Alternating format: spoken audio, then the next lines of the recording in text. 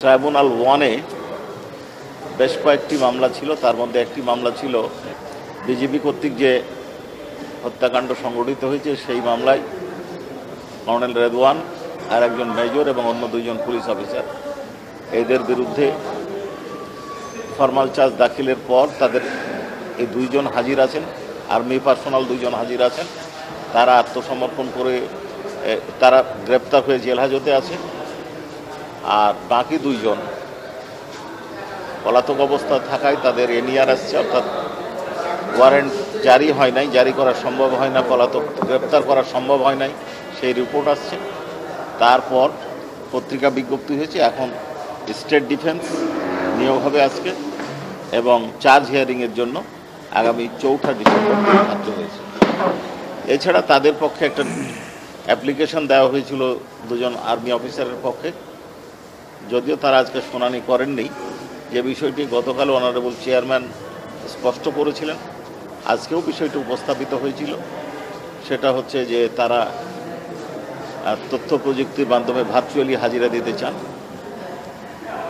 এটা মঞ্জুর করার কোনো অবস্থা আমাদের দৃষ্টিতে বিবেচনাযোগ্য মনে হয়নি। তারপরে ওনাদের আবেদনের প্রেক্ষিতে এই অ্যাপ্লিকেশনটা অ্যাডজর্ন হয়েছে। এছাড়া আর একজন অ্যাকিউজডের পক্ষে একটা আবেদন করা হয়েছিল সাবেক আইজিপির পক্ষে, যে তাকে পরবর্তী যদি জিজ্ঞাসাবাদ হয় সেই জিজ্ঞাসাবাদের সময় যেন আইনজীবী উপস্থিত থাকার অনুমতি দেওয়া হয়। আমরা যেটা বলেছিলাম সেটা হচ্ছে যে এই দরখাস্তটা মেনটেনেবল নয়, কারণ তাকে ইন্টারোগেশন করা হবে বা হবে না এই বিষয়ে আমরা কোনো আবেদন দিই নাই, এবং তাকে ইন্টারোগেশনের বিষয়ে কোনো আদেশ ইতিপূর্বেও পেন্ডিং নাই, দিন নির্ধারিত নাই। তারপরেও তারা জোরাজোরি করেছেন এবং শেষ পর্যন্ত অ্যাডজর্নমেন্ট চেয়েছেন যে অ্যাকিউজডের উপস্থিতিতে তারা এই দরখাস্ত আনতে চান। তারা বলতে চেয়েছেন যে তাদের অ্যাকিউজকে ধমক দেওয়া হয়েছে, চাপ প্রয়োগ করা হয়েছে। আমরা বলেছিলাম যে এই বিষয়টা সেপারেট অ্যাপ্লিকেশন আকারে আসতে পারে, যদিও এই অভিযোগটা অসত্য।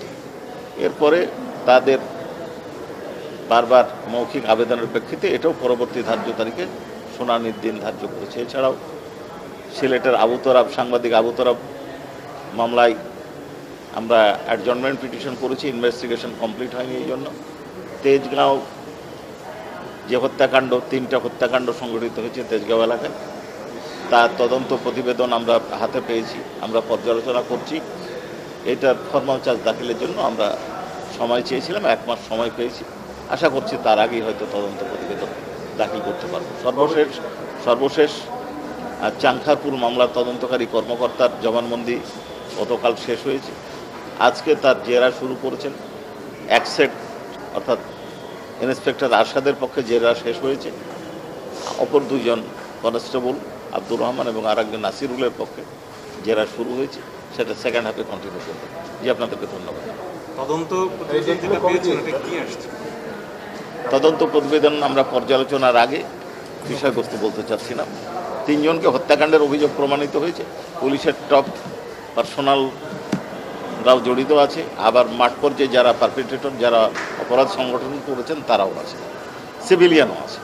স্যার, আমরা দেখেছি গত সোমবারে সাবেক প্রধানমন্ত্রী শেখ হাসিনার রায় হয়েছে, 7 দিন হয়েছে আজকে, এখন পর্যন্ত রায়ের কপি সাইন হয়নি। আমরা ট্রাইব্যুনালের যে রেজিস্ট্রার অফিস সেখানে পৌঁছে দেখেছি, এর আগে 56টা রায় হয়েছে, কিন্তু কোনো মামলার রায়ে এমন আনইউজুয়াল ঘটনা ঘটেনি। ঠিক আছে, কীভাবে ব্যাখ্যা করবেন? এ বিষয়ে আমার কোনো মন্তব্য না। তাহলে তো এটা আসামিরা কবে থেকে আপিলে শুরু করবে? যিনি আসেন কাউন্টার কি 30 দিন কাউন্টটা কবে থেকে হবে? আমি বলছি যে কপি পাওয়া না পাওয়ার বিষয়ে আমি কোনো বক্তব্য দেব না। আইনে যেটা বলা আছে সেটা হচ্ছে ডেট অফ জাজমেন্ট, এইটুকু বলা আছে। তাহলে গত সোমবার থেকে কাউন্টার। স্যার, আরেকটা বিষয়, এই যে আসামিদেরকে সামরিক কর্মকর্তা আজকে 2 জন আসলো, আগের দিন 13 জন আসলো, এদের আসলে এখন স্ট্যাটাস কি? এনারা 2 জন তো বিজেপিতে ছিলেন, মানে এরা কি এখন বর্তমান তাদের কি সব যে বেতন ভাতা টাতা যা পেতেন সেগুলো কি অব্যাহত আছে? মানে এটা একটা তো অস্পষ্টতা আছে, এটা আপনাদের কাছে কি তথ্য আছে? আমাদের কাছে যে তথ্য থাকা দরকার সেটা হচ্ছে যে আমরা যখন তদন্ত প্রতিবেদন দাখিল করি, মানে আমাদের কাছে দাখিল করা হয়, তার প্রেক্ষিতে অনারেবল ট্রাইব্যুনাল আমরা ফরমাল চার্জ দাখিল করি। এই দুইজন অ্যাকিউজডের ব্যাপারে যখন আমরা ফরমাল চার্জ দাখিল করেছি, তখন তারা চাকরিতে অর্থাৎ বিজেপি থেকে ট্রান্সফার হয়ে তাদের অরিজিনাল বাহিনী সেনাবাহিনীতে ফেরত গেছিলেন। এইটুকু তথ্য আমাদের কাছে আছে। আইন অনুযায়ী নিশ্চয় ব্যবস্থা গৃহীত হয়েছে বা গ্রহণ করা হয়েছে, এটা আমরা বিশ্বাস করি। তবে তাদের বর্তমান স্ট্যাটাস আমাদের জানা নাই। তবে আমরা বিশ্বাস করি আইন অনুযায়ী ব্যবস্থা হচ্ছে। তবে আমাদের এখানে বিচারের ক্ষেত্রে এটা গুরুত্বপূর্ণ বিষয় নয়। শহীদুল হক কেন এই অভিযোগটা আনলেন এবং তার আইনজীবী তারা কেন অভিযোগ আনলেন এটা শুনানির আগে তো আমরা বলতে পারবো না। আমরা মনে করি অভিযোগটা অসত্য। একটা উনি যে বলতে চাইলেন হয়তো যে পদোন্নতি নিয়ে নাকি যে কেন পদোন্নতি দেওয়া হচ্ছে এরকম একটা প্রশ্ন নিয়ে যে ইন্টারভিউশনের সময় নাকি যে আমরা বারবার এই কথাটা বলেছি যে এই ফর্মে অ্যাপ্লিকেশন হতে পারে না, কাজে এই ফর্মের কোনো শুনানি হওয়ার সুযোগ নাই, আউটরাইট রিজেক্ট হবে। তারপরেও তাদের আবেদনের প্রেক্ষিতে এই সময়টা দেওয়া হয়েছে।